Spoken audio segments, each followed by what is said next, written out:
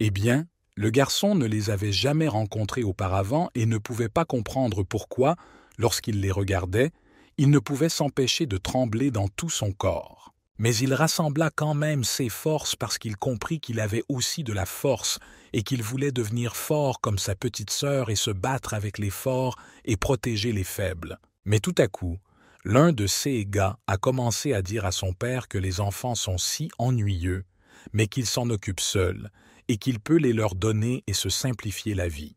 Mais le Saint-Père commença à s'agenouiller et à leur demander de ne pas impliquer les enfants dans cette affaire. Et s'il le veut, ils peuvent l'emmener et il fera tout pour protéger les enfants. Mais l'autre type a répondu au Saint-Père de ne pas être stupide. Pourquoi ont-ils besoin d'un vieil homme décrépit et ils ont besoin de nouvelles méthodes et il ne fera que causer encore plus de problèmes? Mais à ce moment précis, le garçon a commencé à crier contre ces gars et qu'il ne leur permettrait pas de se moquer des autres. Le Saint-Père s'en rendit compte et comprit que cela entraînerait des ennuis et commença à demander au garçon d'arrêter. Et à ce moment précis, le garçon commença à utiliser sa magie et à lancer une boule de feu sur ces gars, auquel l'un des gars a commencé à sourire étrangement et à dire qu'il avait vraiment la compétence de la magie du feu. Et dès que la boule magique du garçon s'est envolée vers l'un des gars, il a répondu que c'était la mienne qui était trop faible pour l'instant. Mais le garçon lui-même ne pouvait pas comprendre pourquoi cela n'avait pas fonctionné, car il mettait toutes ses forces dans ce coup. Mais le gars a répondu en disant qu'il n'avait pas les compétences nécessaires pour utiliser ses compétences correctement. Et levant la main, il commença à évoquer son éclair en boule. Et au même moment, le mur près de sa main commença à fondre sous une forte pression. Et l'autre gars a répondu à son partenaire que sa compétence est quelque chose avec quelque chose. Mais le garçon debout sur les plaques à pâtisserie réalisa qu'il ne pouvait pas les vaincre maintenant. Et dès que ces gars-là ont remarqué cela, ils ont commencé à dire au garçon qu'il avait enfin compris. Mais ils pourront développer ses capacités au même niveau. Et à ce moment précis, le Saint-Père comprit qu'il pouvait tuer le garçon. Et il a décidé d'agir. Nous avons remarqué que son bâton reposait près du mur. Tu as pris ton doigt maintenant, avant que le Saint-Père ne combatte les monstres, et pourtant il peut faire quelque chose. De l'autre, le gars s'en est rendu compte et a commencé à bloquer l'attaque du Saint-Père, et demande au vieil homme ce qu'il fait. Veut-il vraiment dire au revoir à sa vie? Mais le Saint-Père a commencé à crier au garçon de s'enfuir rapidement d'ici tant qu'il y a une telle chance. Mais le garçon commença à avoir les larmes aux yeux et il ne comprit pas ce qu'il devait faire à ce moment pour aider le vieil homme ou s'enfuir. Mais il a quand même décidé qu'il pouvait s'échapper tant qu'il en avait l'occasion, et que tôt ou tard, il serait encore capable de se venger de ces gars. Et un autre gars a remarqué que le garçon commençait à s'enfuir et lui criait d'arrêter, mais son partenaire a répondu pour se calmer. Et avant de courir après ce garçon, tu dois faire encore une chose. C'est remettre ce vieil homme à sa place et lui apprendre les bonnes manières, et dès qu'ils ont commencé à battre le vieil homme. Mais entendant du bruit, les trois enfants s'approchèrent de l'entrée de la pièce et virent que le Saint-Père était battu par des types étranges. Le Saint-Père remarqua qu'à cause de ces bruits si graves, les enfants remarquèrent quelque chose et vinrent voir ce qui se passait ici, et il commença à leur crier de s'enfuir le plus vite possible. Mais les enfants n'arrivaient toujours pas à croire ce qu'ils venaient de voir et commençaient à se recroqueviller de peur. Mais l'un des gars qui battait le vieil homme a commencé à dire au gars de rester immobile. S'il faisait ne serait-ce qu'un pas, il tuerait ce vieil homme. Et tenant le Saint-Père par la tête, l'un des gars a commencé à dire que plus la foudre en boule accumule d'énergie, plus elle s'arrêtera destructrice. Soit il se barbouillera la tête, soit il lui donnera ses enfants, et maintenant c'est au vieil homme de décider. Mais à ce moment-là, Arthur remercia Shelley de l'avoir conduit sur la route, sinon il se serait facilement perdu dans ses achats. Mais soudain, Shelley a commencé à dire à Arthur que si elle pouvait aider avec autre chose, il pourrait le lui faire savoir et si elle pouvait lui faire faire une mini-visite de la ville ou des environs, peu importe. Mais Arthur vient de la remercier. Mais soudain, Shelley se souvint des paroles du chef. À propos du moment où il a dit que ce type lui-même n'avait pas accepté la récompense du boss du donjon tué. Et Shelley a soudainement commencé à dire à Arthur qu'il lui pardonnerait parce qu'elle avait donné tout l'argent de la victoire sur le roi des gargouilles à sa famille dans l'église et que le reste des bénéfices était divisé par Frank et David. Mais Arthur répondit que tout allait bien et qu'il avait encore de l'argent. Prenons une seconde aussi. Arthur changea d'avis et lui demanda si elle pouvait lui donner 200 pièces d'or, ce que Shelley commença à fouiller dans son sac à main. Et Arthur lui a également demandé si elle pouvait lui parler des donjons plus en détail, et il lui en serait très reconnaissant. Mais soudain, il y eut un cri alors que quelqu'un appelait Shelley. C'était un petit garçon qui s'était enfui de l'église, et dès qu'il a couru vers elle, Shelley a commencé à lui dire de ne pas marcher seul dans les rues parce que ce n'était pas sécuritaire. Mais le garçon tout à coup, les larmes aux yeux, commença à dire que des méchants s'étaient introduits dans l'église et qu'ils allaient tuer le Saint-Père. Mais ce qu'elle a entendu a plongé Shelley dans l'incompréhension. Est-ce vraiment vrai, pensa-t-elle? Et au même moment, Shelley commença à s'excuser auprès d'Arthur et à lui dire qu'elle devait retourner de toute urgence à l'église. Mais Arthur réalisa soudain que ces gars n'étaient pas venus seulement pour le Saint-Père. Il devait aussi y avoir des orphelins là-bas. Et à ce moment précis, il dit à la fille qu'il l'accompagnerait. Et Shelley est probablement sa source d'information la plus fiable dans cette ville. Et le fait qu'il doit maintenant aider ce père et les orphelins qui sont en danger. Et il est maintenant obligé de lui rendre la pareille pour les bontés qu'elle lui a faites. Et non loin de l'endroit où se tenait Arthur, il y avait une église, avec lesquelles ces deux bandits tourmentaient le Saint-Père avec leurs talents fulgurants. Et après plusieurs attaques, l'un des assaillants s'est rendu compte que ce vieil homme était très têtu. Mais continuant à lui donner des coups de pied, l'un des gars s'est mis à parler. Qu'il ne veut absolument pas être un tueur. Il doit donc être obéissant et finalement abandonné. Et pourquoi a-t-il besoin de ces enfants sans abri? Après tout, il y a tellement de problèmes, où le vieil homme ne veut pas les leur confier à cause de sa fierté de prêtre, et c'est tout simplement ridicule. Le vieux a quand même tenu jusqu'au bout et il a compris qu'il fallait laisser ces gars dire ce qu'ils voulaient. Mais il aime beaucoup ses enfants et ne les trahira jamais. Et s'il doit endurer toutes ces tortures pour prouver tout son amour pour elle, alors qu'il ne renonce jamais à se faire mettre en pièces par un tel voyou. Mais ces mêmes paroles du Saint-Père ont fortement irrité l'un des voyous. De l'autre, les voyous commençaient déjà à en avoir assez et il commençait à dire aux enfants de bien surveiller. Et il leva la main, il dit enfin que leur défenseur mourrait de la mort la plus stupide et la plus pathétique de toutes. Mais au même moment, l'un des attaquants du vieil homme remarqua que quelqu'un s'approchait d'eux. Et aussitôt qu'ils se retournèrent, ils virent Arthur et Shelley faire irruption dans l'église disant ce qu'ils faisaient ici. Mais l'un des criminels a commencé à dire qu'il ne devrait pas faire autant de bruit parce que tout le monde sait que, dans cette ville, il ne faut pas se mêler des affaires des autres. Mais soudain, l'un des criminels commença à regarder Arthur de près et se rendit compte qu'il avait déjà vu cet enfant quelque part. Mais qui aurait pensé qu'il y a quelques jours, Arthur avait rencontré ce salaud près de la salle des marchés de la guilde des aventuriers. Mais Shelley, debout à côté d'Arthur, regarda ces gars et réalisa qu'ils faisaient partie du gang des Dragons Rouges et qu'ils avaient de terribles rumeurs dans toute la ville.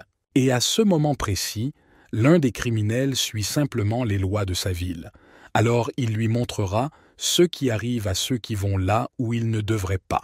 Eh bien, au même moment, le Saint-Père, qui était allongé sur le sol, a commencé à ressentir des douleurs dans le dos à cause de grosses blessures. Et l'un des criminels qui se tenait à côté de lui a commencé à dire qu'il se souvenait d'Arthur, parce que c'était le gamin qui s'était enfui de lui par peur. Mais Arthur comprit aussi qu'il avait déjà rencontré ce type dans la guilde. Et le gars a sorti son épée et a commencé à dire à Arthur que personne ne l'arrêterait ici. Mais le Saint-Père a commencé à crier à Shelley. « J'ai dit à cet étrange type qu'il devait s'enfuir rapidement. 6 gars du gang des Dragons Rouges sont venus et s'ils restaient, le gang les poursuivrait jusqu'à ce qu'ils tuent tout le monde. » Mais dès qu'Arthur a sorti son épée, son adversaire lui a demandé d'où il tenait ce cure-dent rouillé. Et il comprend qu'Arthur a ressenti la force de protéger la jeune fille. Mais était-il trop arrogant?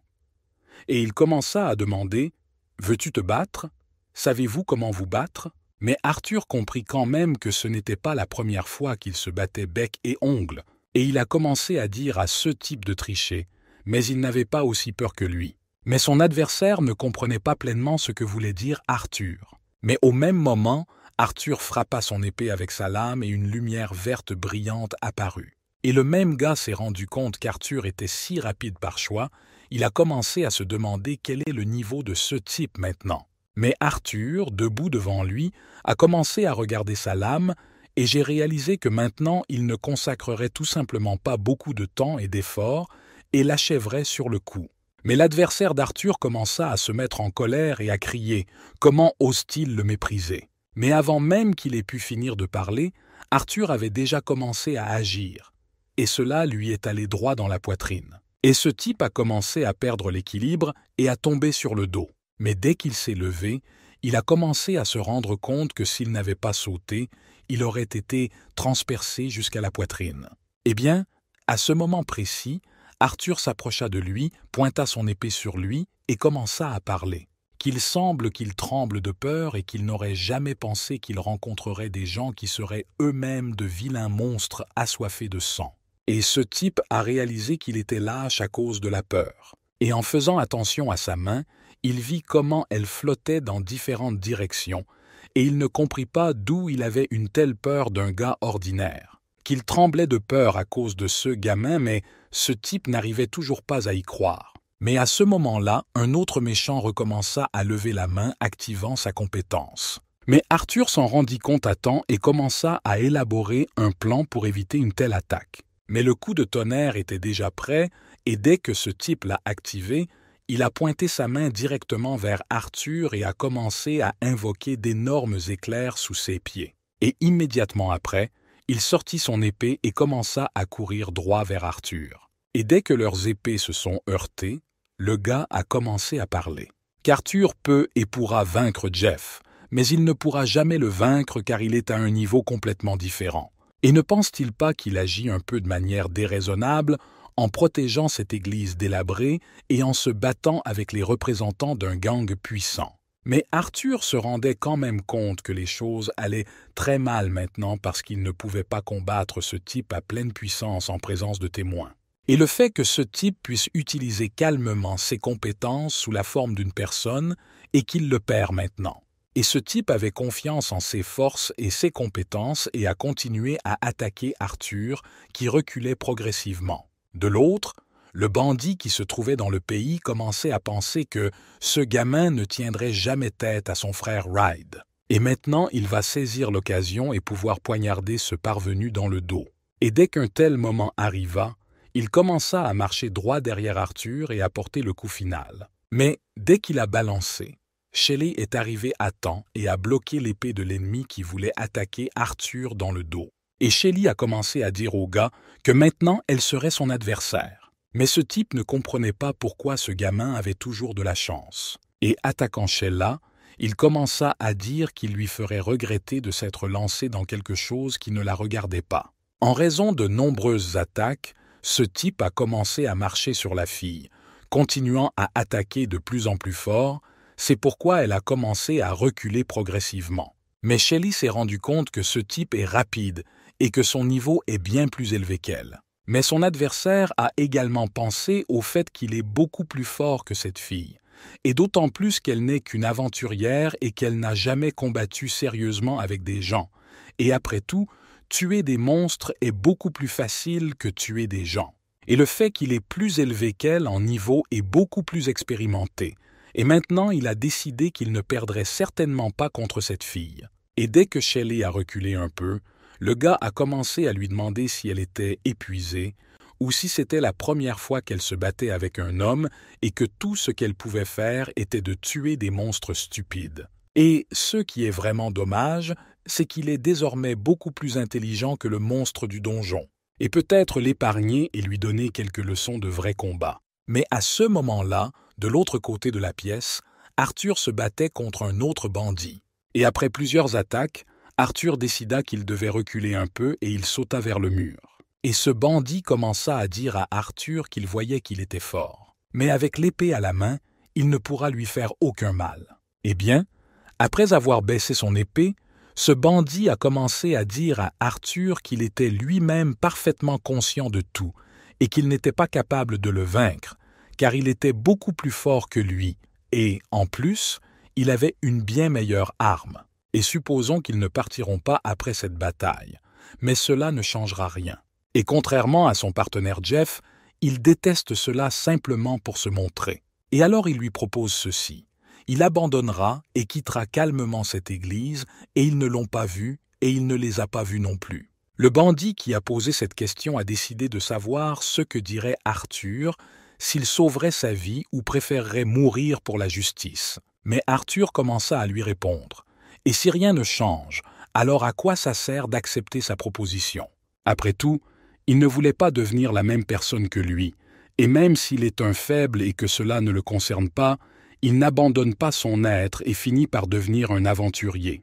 Et après tout ce qu'il a vécu, il n'a définitivement pas peur. Mais l'adversaire d'Arthur vient de dire avant le début de la bataille qu'il était tout simplement idiot de ne pas vouloir accepter ses conditions. Et le fait qu'il n'allait pas se battre à pleine puissance, mais les cris enfantins d'Arthur l'avaient déjà atteint, et à ce moment précis, il commença à activer sa compétence Thunder Sword. Et remarquant cela, Arthur eut peur d'avoir jeté de la magie sur son arme. Mais l'adversaire d'Arthur dit finalement qu'il espérait qu'Arthur était prêt à assumer les conséquences de ses paroles. Et après avoir balancé, ce type était déjà prêt à achever Arthur au même endroit. Mais Arthur remarqua ce coup d'épée et commença à sauter sur le côté. Après tout, s'il essaie de parer une telle attaque, son épée se brisera immédiatement et attaquer dans cet état n'est pas une option pour lui, car il mourra tout simplement. Et il ne pourra pas échapper éternellement même s'il a ses limites, et si cela continue, il se transformera bientôt en monstre et tout le monde le verra. Mais dès que Shelly a vu qu'Arthur avait des problèmes, elle a tourné la tête pour voir ce qui se passait là-bas. Mais son adversaire profita de l'instant et commença à dire où elle regardait. Puis il se jeta sur elle et leurs épées se heurtèrent. Mais ce type n'arrivait pas à croire que la fille ait réagi si vite et il s'est rendu compte qu'elle était plus rapide que prévu. Et le fait qu'il a un niveau plus élevé et de nombreuses compétences de combat, mais il ne peut pas l'attaquer et elle part facilement toutes ses attaques. Et le fait qu'il était très fatigué par cette bataille et à ce moment précis, il a bondi en arrière pour reprendre son souffle. Mais Shelly a commencé à lui demander « A-t-il déjà abandonné et pourquoi la regarde-t-il comme ça?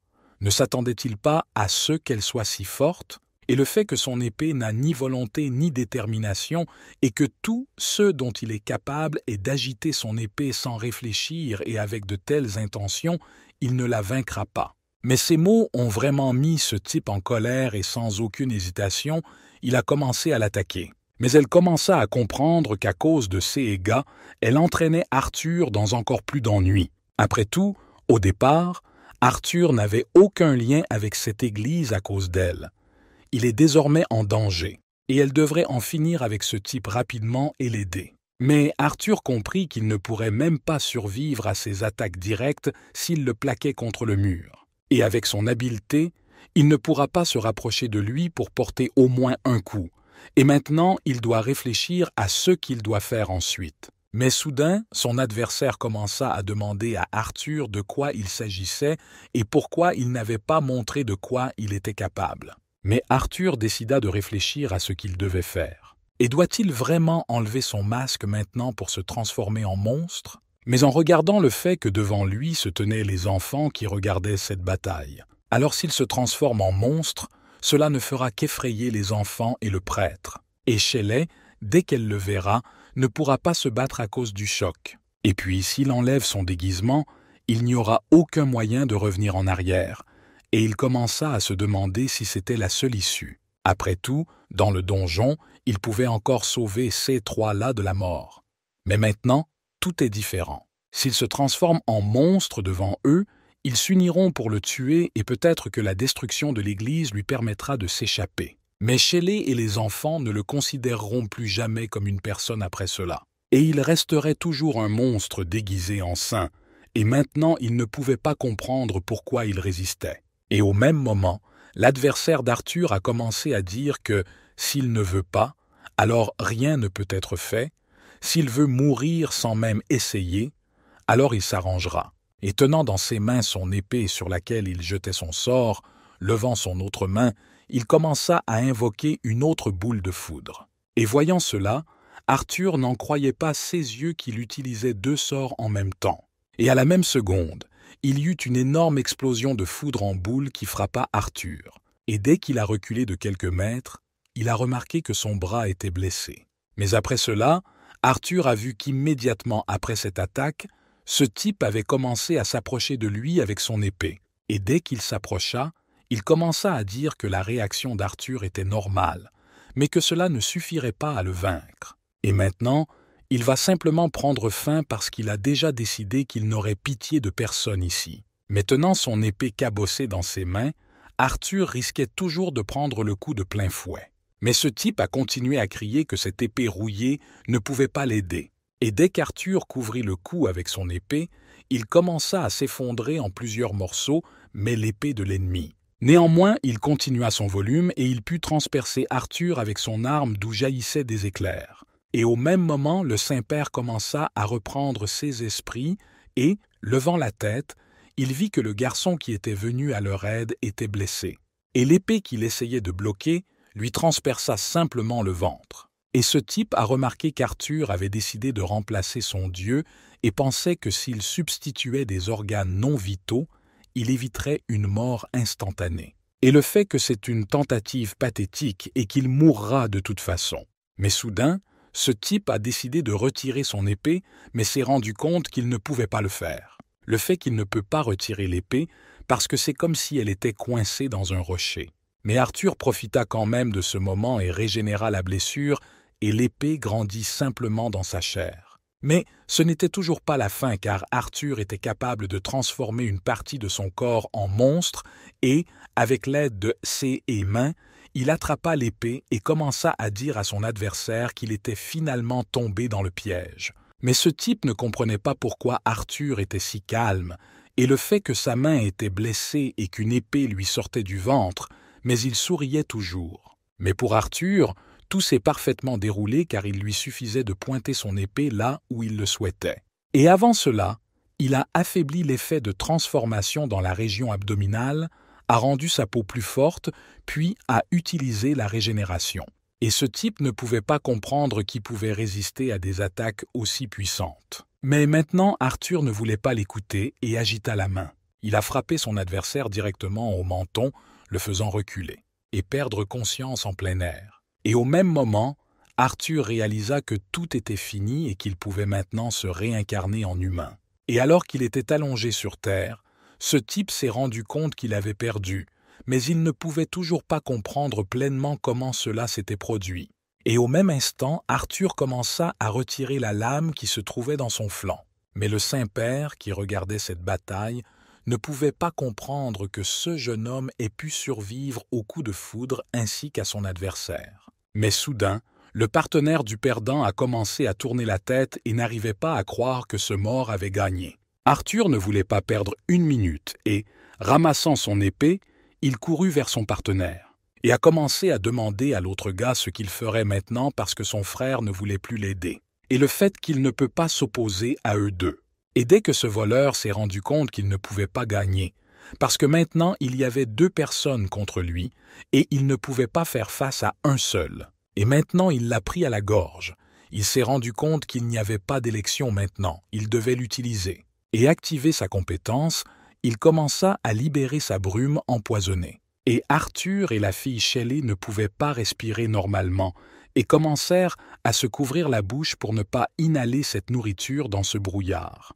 De plus, ils n'ont rien vu. Et dès qu'il a réalisé qu'il avait une chance de s'échapper, ce type a cassé la vitre et a commencé à dire qu'ils étaient des idiots pour protéger cette église, qu'ils pouvaient oublier leur vie tranquille. Et le fait que le dragon rouge dicte les règles de cette ville et que les contrevenants à l'ordre sont généralement sévèrement punis. Et a sauté par la fenêtre, il a finalement dit qu'ils se verraient plus d'une fois, qu'ils devraient regarder autour d'eux avant d'entrer dans la ville. Et Shelley, en soupirant, commença à dire que c'était une chance qu'il ait quand même décidé de fuir. Et Arthur, utilisant ses talents de guérisseur, réalisa que cette fois il avait de la chance et que personne ne révélait sa véritable identité. Mais un jour viendra le moment où il ne pourra pas éliminer l'ennemi sous la forme d'un homme et il ne comprendra pas quoi faire. Mais maintenant, cela n'avait plus d'importance. Et un peu plus tard, lorsque le Saint-Père fut capable de panser ses blessures et qu'il s'assit avec insistance et que les enfants coururent vers lui, il se mit à parler. Shelley et Arthur qu'il leur est reconnaissant de lui être venus en aide. Mais ce qui était inhabituel pour Arthur, c'était qu'on le remerciait pour son aide, car il était assis dans la grotte depuis si longtemps et n'avait presque aucun contact avec qui que ce soit. Et le Saint-Père continuait de dire que, grâce à eux, personne n'avait été gravement blessé. Et le Saint-Père commença également à demander à Arthur si Léon allait bien, car il était transpercé par une épée. Eh bien, Arthur lui répondit pour qu'il ne s'inquiète pas, car il avait déjà guéri ses blessures grâce à son talent. Et du fait qu'il a dépensé trop de mana pour régénérer la transformation, il ne durera pas longtemps, et il doit retourner à l'hôtel le plus tôt possible. Et la jeune fille Shelley commença à dire au Saint-Père qu'il n'était plus possible de rester dans cette ville. Et le fait que la ville n'était pas sûre auparavant, mais que les bandits du Dragon Rouge pourraient revenir ici. Et elle propose qu'ils aillent tous ensemble dans la capitale. Mais le Saint-Père répond qu'il ne peut pas le faire parce que vivre dans la capitale coûte incroyablement cher.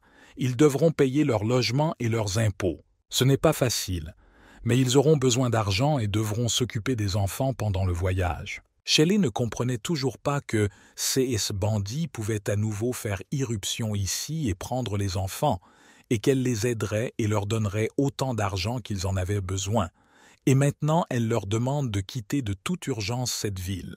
Mais le Saint-Père tint bon et répondit à la jeune fille qu'ils ne pouvaient pas prendre soin d'eux-mêmes. Et ce qui est plus important, c'est qu'ils doivent quitter la ville le plus tôt possible. Après tout, ce bandit se souvenait définitivement de leur visage et bientôt il viendra avec son soutien et les cherchera. Mais le fait que, comme il l'a dit, il est d'usage de punir sévèrement les contrevenants à l'ordre. Et comme ils les ont forcés à éviter de mettre leur queue entre leurs jambes, ils ne les laissent pas partir. Et pourtant, ces paroles du Saint-Père ont fait réfléchir Arthur à ce qui allait se passer dans le futur. Il devrait être plus prudent. Un peu plus tard, quand Arthur sortit, Shelley commença à le remercier de les avoir aidés aujourd'hui, mais s'excusa également de lui avoir causé des ennuis. Et soudain, elle commença à demander à Arthur ce qu'il allait faire maintenant. À quoi elle répondit qu'il aimerait d'abord se reposer un peu à l'hôtel et ensuite réfléchir à la situation. Mais dès qu'il a voulu dire quelque chose à Shelley, elle l'a regardé d'une manière étrange. Et il pensait que peut-être il n'aurait pas dû dire ça. Et pourtant, elle s'inquiète pour sa famille et ne pourra pas quitter la ville après tout ce qui s'est passé. Mais à cause d'aujourd'hui, ils sont devenus la cible principale du gang des Dragons Rouges. Et ils peuvent facilement les attirer en revenant à l'église. Et puis, ils ne viendront pas ensemble, mais avec tout un détachement. Et alors, Arthur et elle ne pourront plus y faire face ensemble. Et même si le Saint-Père a dit qu'il ne pouvait pas emmener tous les enfants dans les capitales, mais s'il ne fait rien, les bandits viendront les chercher. Mais la fille Shelley ne comprenait toujours pas quoi faire dans cette situation. Tout comme Arthur, qui restait immobile, ne pouvait pas comprendre ce qu'il devait faire ensuite. Et tout à coup, il demanda à la fille qu'elle lui avait dit que cette ville était inondée de criminels et qu'après la surpopulation du donjon, mais où se trouve-t-il? Et Shelley a répondu qu'il pouvait être trouvé dans la partie nord de la ville, mais elle n'a pas conseillé d'y aller. Et il était une fois dans la capitale, une expédition entière fut rassemblée pour nettoyer ce donjon, et un détachement bien préparé de 20 personnes fut complètement vaincu par les habitants locaux du donjon. Mais Arthur ne pouvait pas croire que la capitale avait envoyé une expédition entière et qu'ils avaient tous été vaincus. Et depuis, leur ville ne reçoit plus aucun soutien. Mais Arthur pensait que même s'il avait décidé quoi faire ensuite, il devait nettoyer ce donjon et mettre fin à la tyrannie dans cette ville. À l'origine, il est venu dans cette ville dans l'espoir de vivre parmi les gens. Et pour cela, il a besoin d'élever son niveau.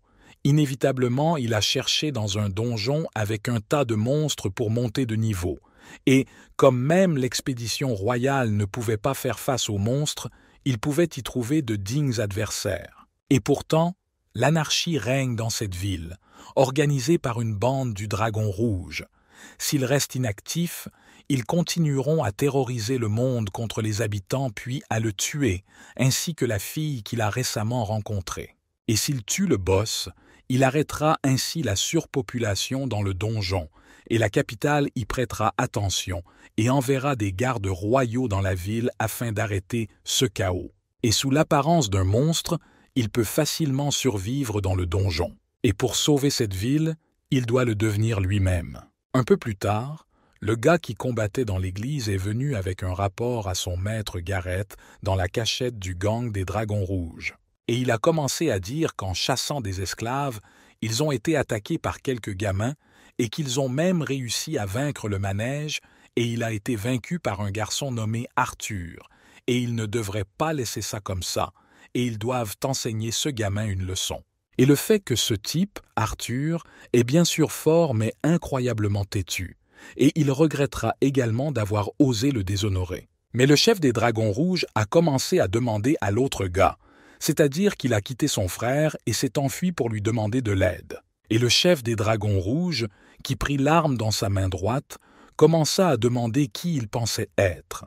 Mais le gars Jeff, qui était à genoux, a commencé à répondre dans sa tête qu'il était un leader merveilleux et fort. Mais à la même seconde, la tête a balancé son énorme hache qui a volé juste à côté de la tête de ce type. Mais le chef des Dragons Rouges répondit qu'il ne le comprenait pas et qui, à son avis, est plus terrible qu'un gamin nommé Arthur ou lui.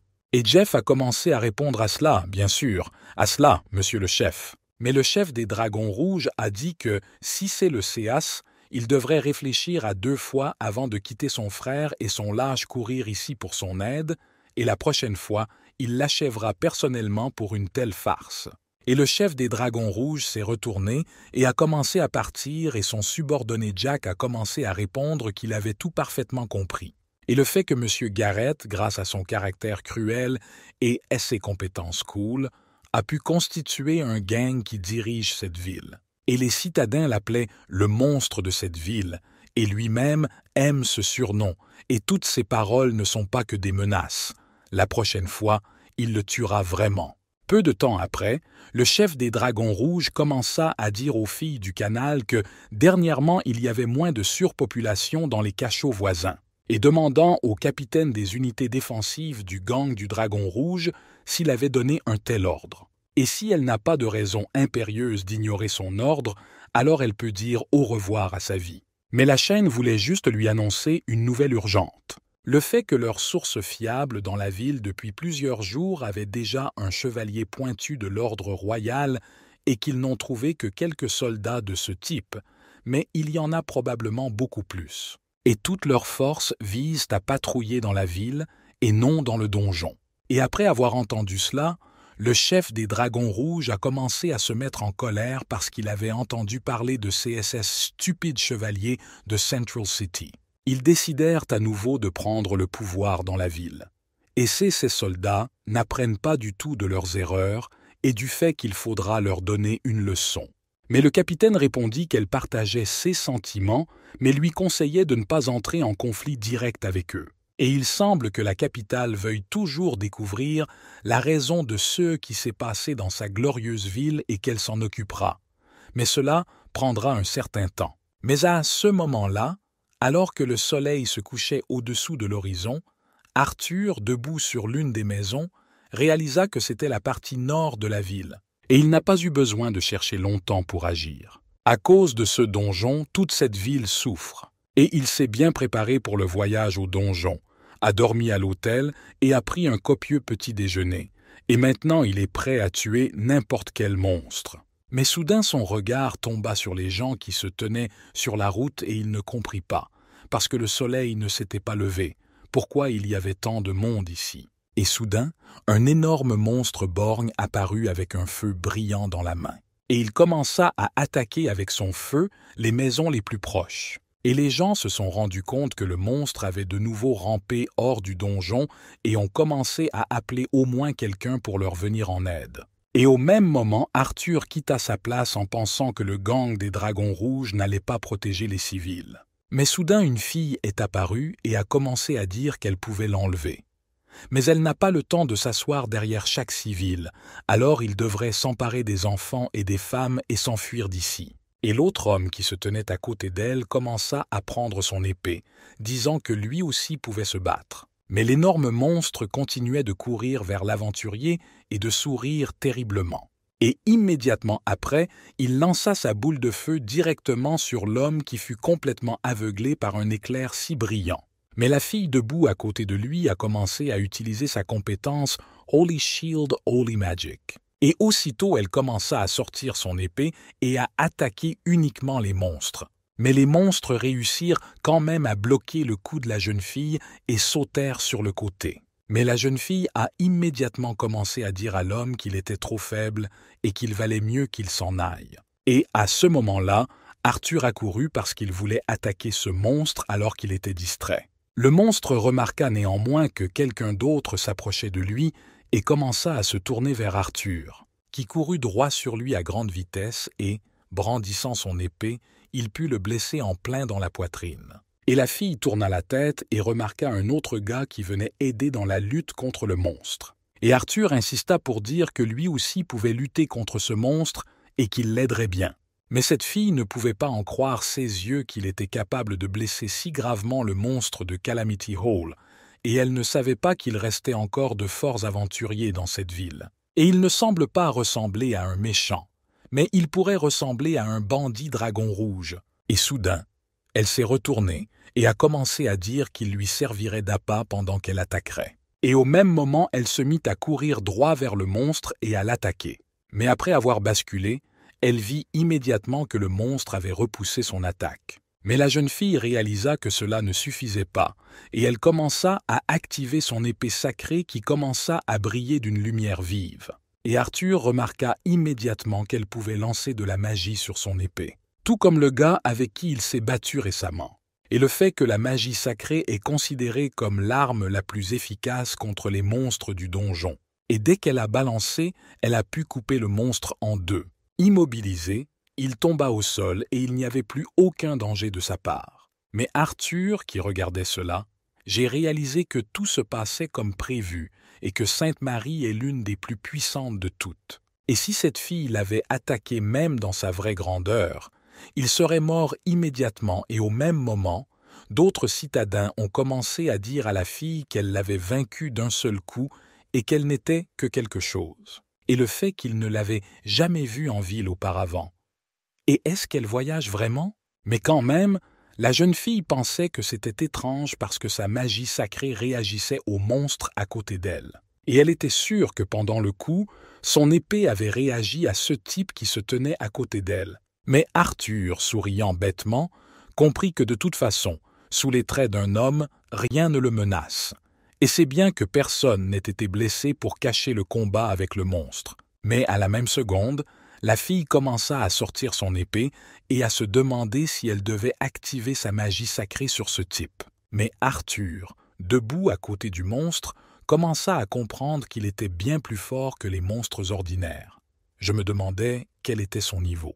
Et comment il a même pu se faufiler dans la ville sans être détecté. Et le fait que le dragon rouge est censé protéger les gens des monstres, mais aucun membre du gang ne s'est présenté cette fois.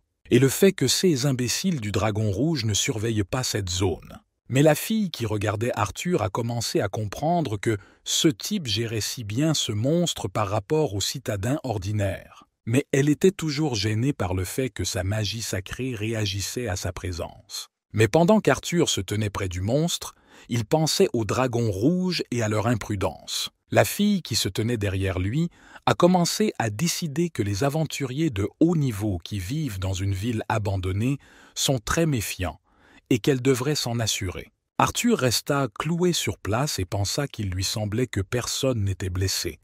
Et ce monstre ne lui a pas fait de mal, même s'il lui manque peut-être quelque chose. Mais au même moment, l'un des habitants de la ville s'est approché de lui et a commencé à le remercier, ce qui a fait très peur à Arthur. Mais l'homme a continué à parler de quelque chose à proximité.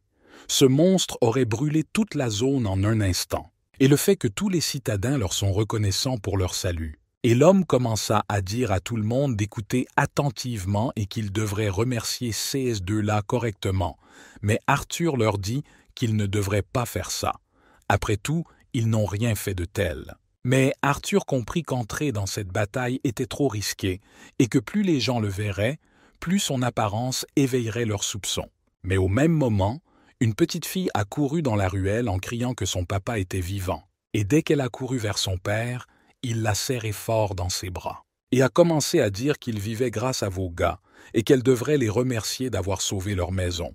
La fille était si heureuse qu'elle semblait briller dans le ciel nocturne et dire à Arthur et à cette fille qu'ils étaient comme des héros d'un conte de fées. Mais après ces mots, Arthur devint un peu embarrassé car les mots « héros » étaient prononcés trop fort pour lui. Mais soudain, la jeune fille se mit à crier vers Arthur pour qu'il fasse attention à elle. Mais Arthur ne comprenait pas ce qui n'allait pas et pourquoi elle commençait à lui crier dessus si fort. Mais au même moment, le monstre qu'ils étaient censés avoir détruit ouvrit l'œil.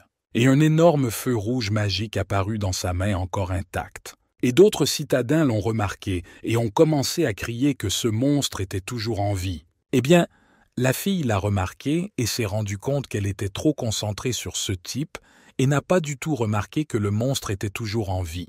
Mais en utilisant son récit de Sainte Marie, elle réalisa qu'elle ne tarderait pas à l'achever complètement. Et maintenant, elle était prête à ce que ce monstre l'attaque et elle lui percerait immédiatement l'œil. Mais soudain, le monstre réalisa qu'il n'avait pas besoin de tirer directement sur celui qui l'avait vaincu. Et il s'est immédiatement tourné vers la petite fille qui se tenait à côté de tout le monde. Et avec un regard souriant, il réalisa qu'il allait maintenant attaquer directement cette fille, qui se trouve en face de lui, et cela ne lui coûte rien de simplement agiter la main pour lancer sa boule de feu. Mais la jeune fille resta figée sur place parce qu'elle avait trop peur des monstres.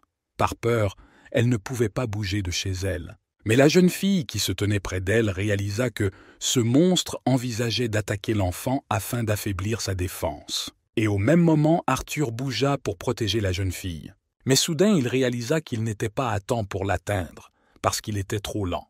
Mais si le monstre peut l'attaquer en vérité, alors il pourra la sauver et il devra révéler sa vraie nature à tous ces gens. Et s'il le voit, il ne pourra plus le montrer aux gens de cette ville.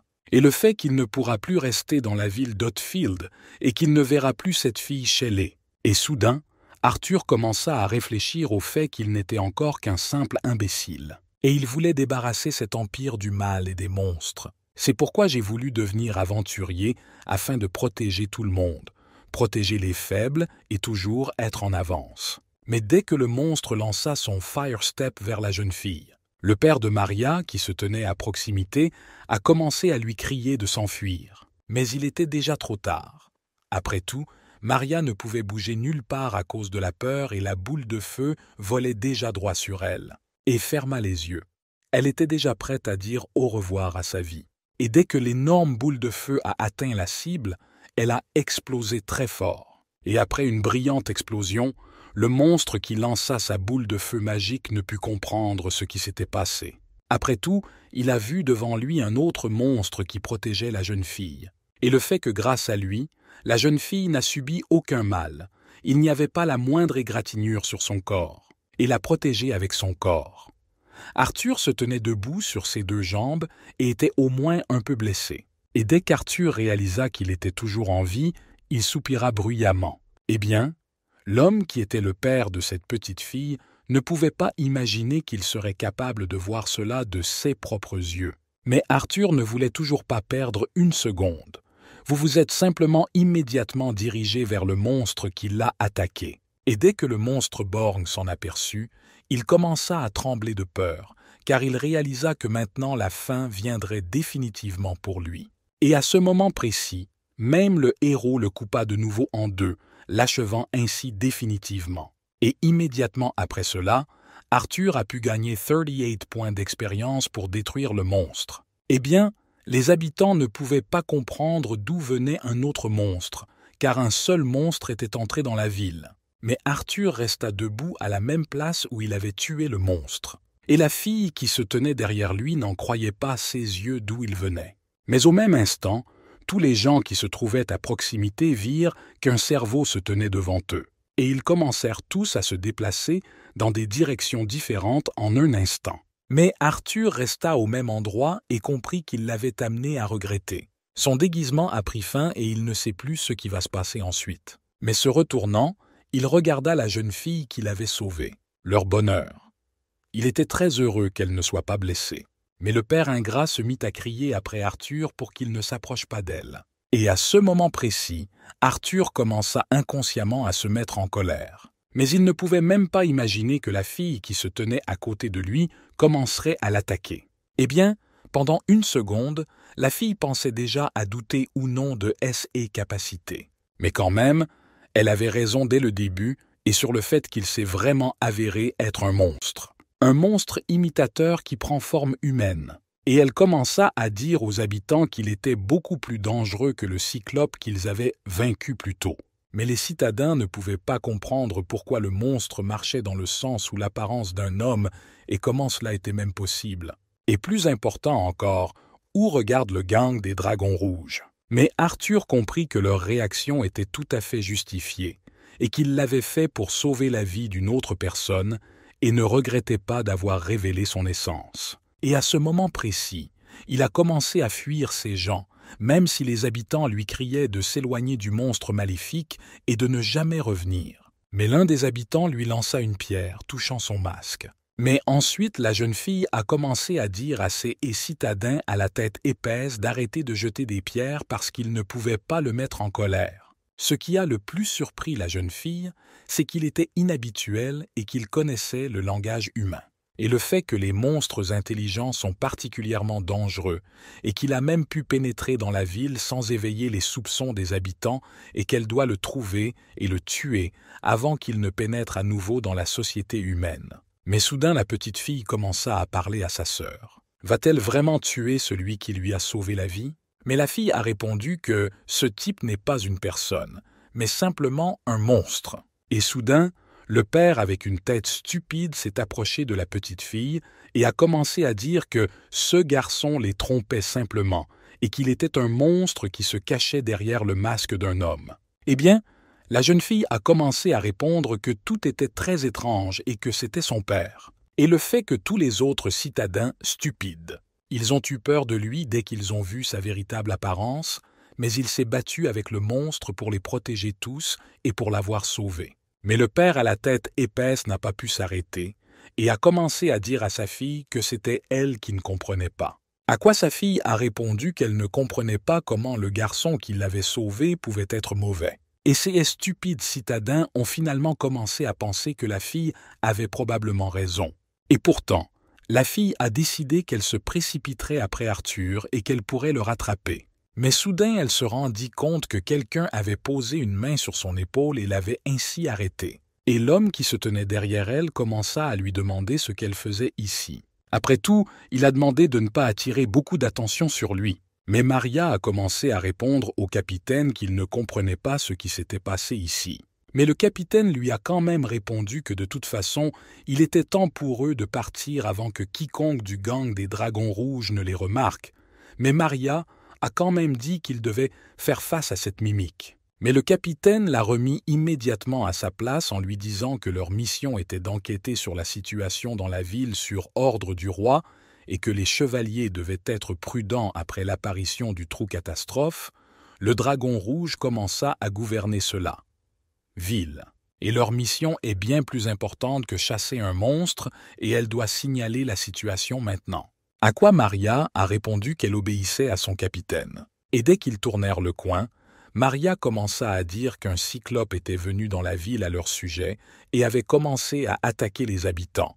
Et aussi au milieu du combat, un mime en forme d'homme apparut protéger les gens. Et bien qu'il soit un monstre, il pouvait communiquer librement avec les gens et son intelligence s'est avérée bien supérieure à celle d'un monstre ordinaire. Mais le capitaine ne comprenait pas pourquoi elle s'était impliquée dans cette bagarre parce qu'il lui avait demandé de ne pas attirer l'attention sur elle. Ce à quoi Maria a répondu que des gens auraient pu mourir. Mais le capitaine a répondu que leur mission était bien plus importante que de sauver une zone de la ville. Et après tout, ils peuvent sauver non seulement cette ville, mais quand même. Et pour cela, ils doivent se fondre dans la foule et en apprendre le plus possible sur cette ville fantôme. Si par sa faute cette mission échoue, alors il décidera personnellement de sa vie. Mais Maria commença à demander pardon pour ne pas avoir obéi à l'ordre du capitaine. Mais dès que le capitaine baissa son épée, il lui dit que la prochaine fois, elle devrait réfléchir avant de faire quoi que ce soit. Mais Maria tint toujours bon et commença à dire qu'un monstre intelligent était apparu dans la ville. Ce à quoi le capitaine a répondu que ce moteur est un parmi tant d'autres, mais elle doit imaginer ce qui se passera s'il y a plus de gens comme lui chaque jour. Et le fait que cette ville était une ville fantôme que les autorités ont laissée, et que leur enquête ne visait pas seulement à trouver des informations sur le gang des Dragons Rouges. Et leur objectif est de trouver le coupable de l'apparition des dons du désastre, qui planifie une catastrophe encore plus monstrueuse capable d'engloutir tout le continent. Et le fait que cette mission porte le nom de code Red Reaper. Elle devrait donc oublier son héroïsme ne serait-ce qu'une seconde.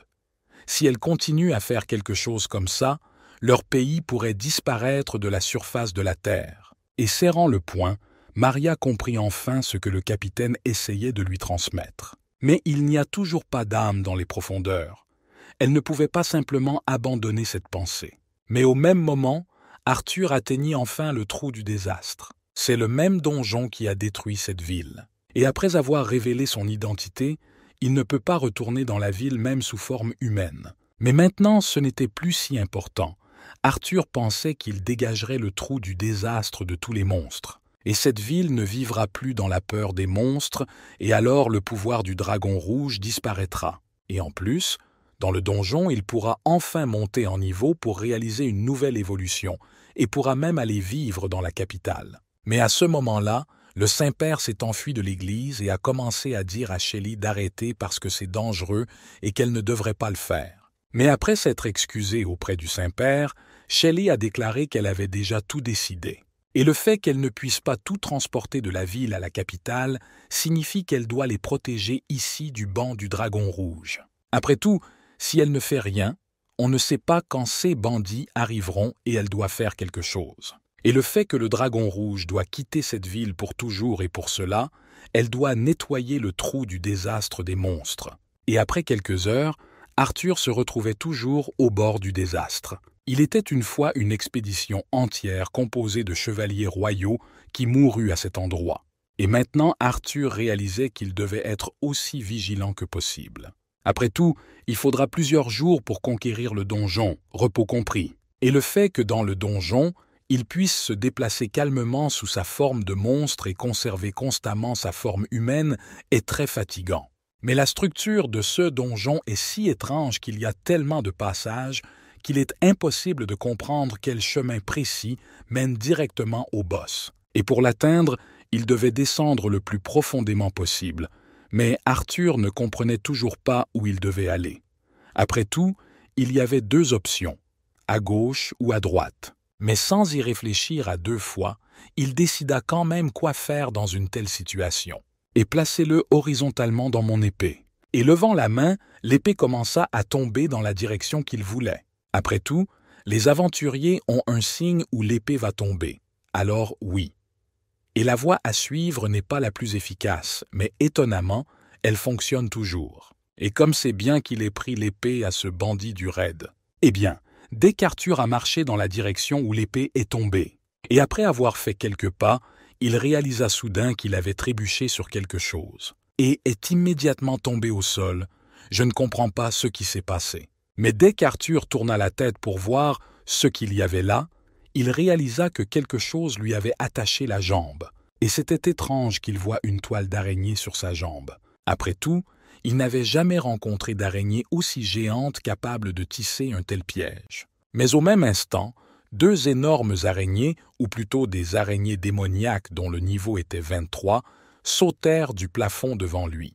Eh bien, une araignée était de niveau 23 et la seconde était de niveau 22, elles étaient comme un couple amoureux.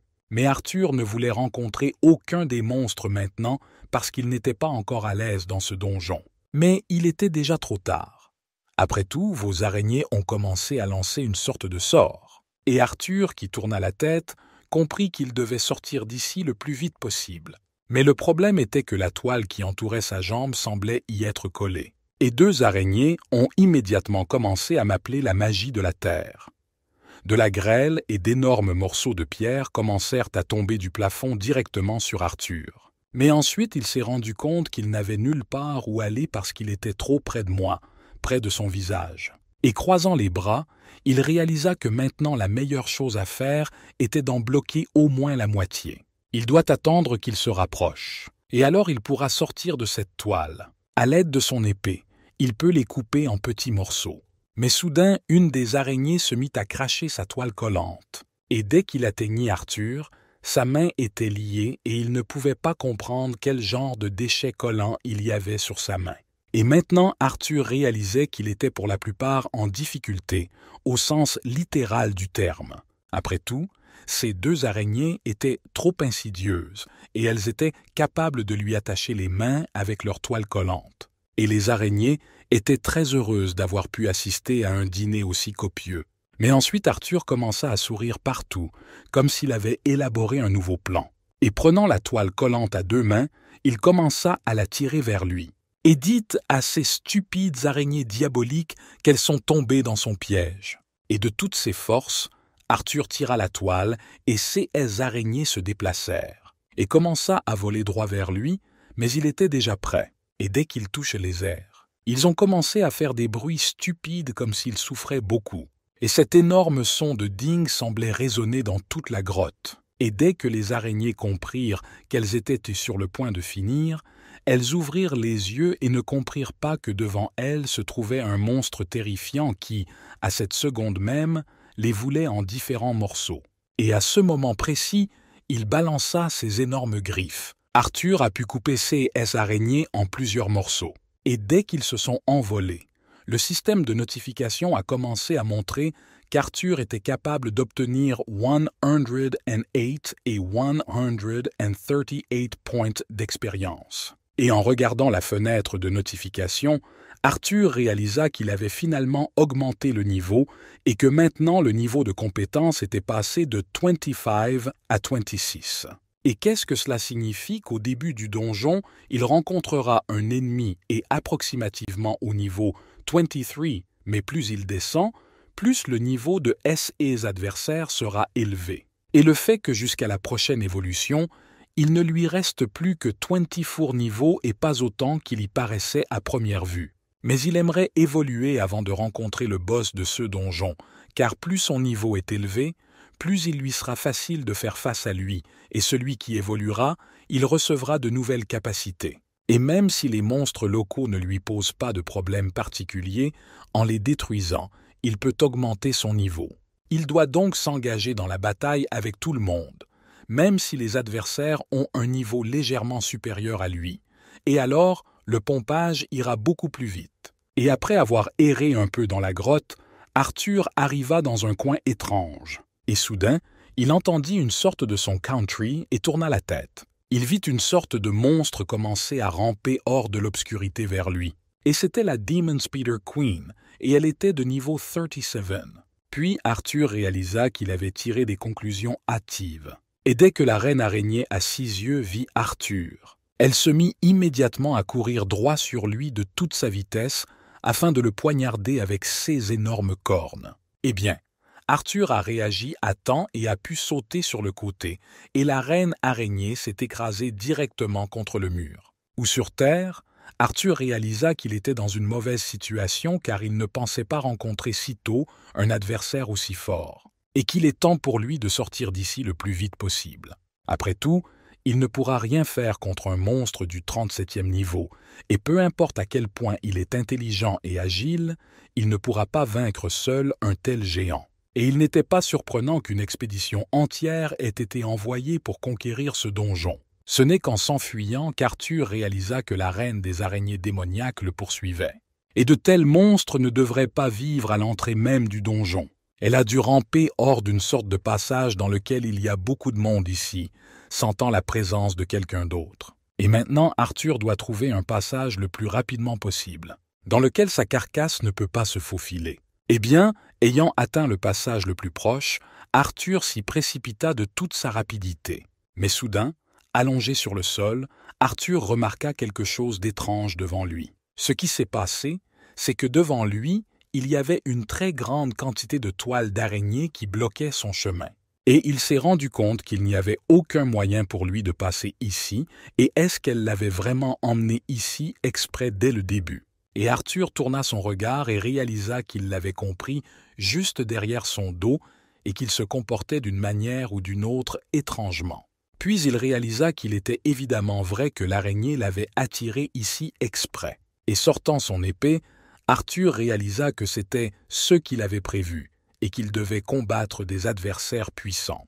Et s'il ne parvient pas à conquérir le trou de l'abîme, alors tous ses efforts prendront fin. Et maintenant il sera clair lequel des deux mourra en premier.